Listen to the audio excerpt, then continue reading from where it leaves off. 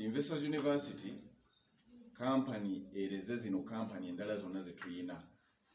Ye company etandiseewo ebitongole kati nti tulina Beautiful Woman Hotel, tulina ne business endala mwe tunagenda tuzibabuulira.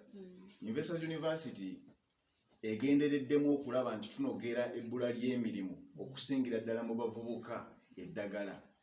Olw'ensonga nti ekirowoozo twakifuna oluvannyuma lw'okubeera nti ffenna ndowooza nammwe mwagenda ku masomero.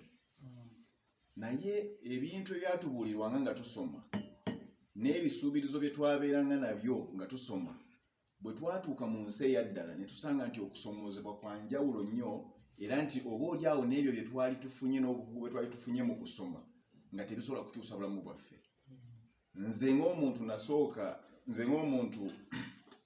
ng'omuntu nafuna okusomoozebwa kwa maanyi nnyo, era okubonaabona kwe nayitamu ne saagala muntu yenna kuyita mu kubonaabona kwe nayitamu oluvannyuma lw'okumala okusoma.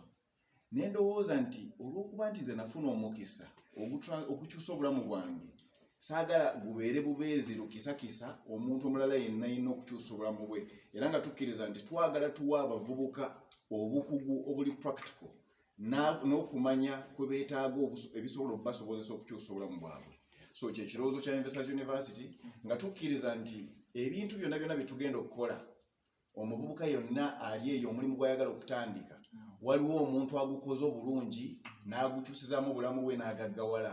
Era nga tukkiriza nti amagezi n'okumanya byonna ebyetaagisa okukola omulimu gw'oyagala okukola weebiri, naye nga omuntu talina wajja kuwabulwa, wajja kuweebwa amagezi okubeera nti asobola okukyusa obulamu bwe.